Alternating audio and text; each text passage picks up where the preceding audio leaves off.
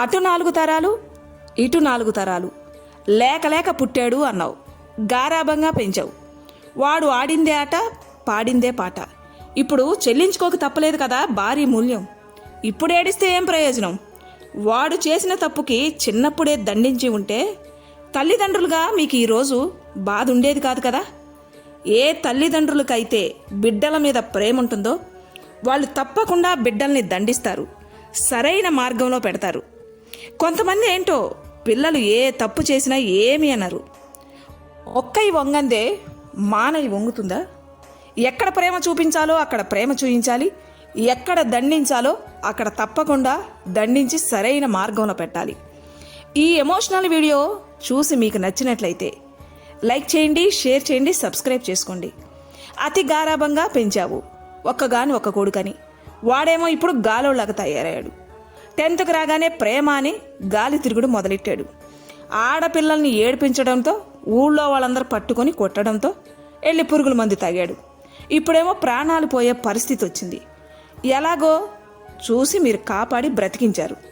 కనీసం అప్పుడైనా తల్లిదండ్రులైన మీరు పిల్లోని జాగ్రత్తగా చూసుకోవాలి కదా, భయం చెప్పాలి కదా, దారిలో పెట్టుకోవాలి కదా. అలా కాకుండా పిల్లలన్నాక తప్పు చేయకుండా ఉంటారా ఏంటి అని వెనకేసుకొచ్చారు. మీరు మాట్లాడిన ఆ మాటలే వాడికి ఎంతో బలాన్ని ఇచ్చాయి. ఇక 20 ఏళ్ళు రావడంతోనే ప్రేమ అని మొదలుపెట్టాడు. అదేవతో వచ్చి నిన్ను ప్రేమిస్తున్నాను అని చెప్పి నువ్వు వచ్చేయి, మనము ఇక్కడ ఒక సపరేట్గా ఫ్యామిలీ పెట్టుకుందాం అని చెప్పగానే ప్రేమ అనే ముసుగు వేసుకొని తల్లిదండ్రులకి జాబ్ వచ్చిందని అబద్ధం చెప్పి వాళ్ళ దగ్గర కొంత డబ్బు తీసుకొని దాంతో ఉండడానికి వెళ్ళిపోయావు. అప్పుడైనా సరే ఏంటి, ఎక్కడ, జాబ్ ఏంటి అని ఏమన్నా అడిగారా? అడగలేదు. ఇక వాడు వేరే ఊరికి వెళ్ళి అక్కడ వీడు ప్రేమించిన దాంతో లివింగ్ రిలేషన్షిప్ అని మొదలుపెట్టాడు. డబ్బులోనంతసేపు బాగానే ఎంజాయ్ చేశారు. డబ్బు అయిపోయిన తర్వాత పరిస్థితి ఏంటి? దాన్ని ఎలా పోషిస్తావు? అయినా అదెంతవరకు ఉంటుంది నీతోటి? దాన్ని పోషించాలి అంటే పని చేయక తప్పదు. కష్టమా? చేయడం రాదు. చదువా? కంప్లీట్ చేయలేదు. ఇంకా నువ్వు ఏం పని చేయగలవు? అది చూసింది నిన్నెందుకు పనికి రానివని చెప్పి వదిలేసిపోయింది. నువ్వు ఇంకా ఆ బాధ తట్టుకోలేక నువ్వు మళ్ళీ పురుగుల మందు తాగావు. తాగి ఎవరికి చెప్పకుండా రూమ్లో అలాగే పడుకున్నావు.